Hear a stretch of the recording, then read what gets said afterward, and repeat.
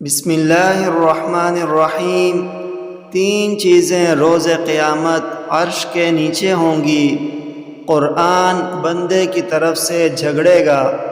حضرت عبد الرحمن بن عوف رضی اللہ عنہ نبی صلی اللہ علیہ وسلم سے روایت کرتے ہیں، آپ صلی اللہ علیہ وسلم نے فرمایا، تین چیزیں روز قیامت عرش کے نیچے ہوں گی۔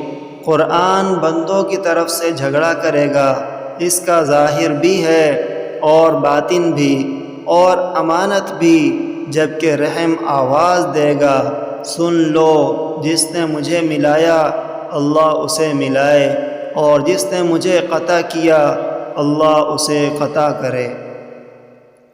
وعن عبد الرحمن بن عوف عن النبي صلى الله عليه وسلم قال: ثلاثة تحت العرش يوم القيامة: القرآن يحاج العباد له ظهر وبطن والأمانة والرحم۔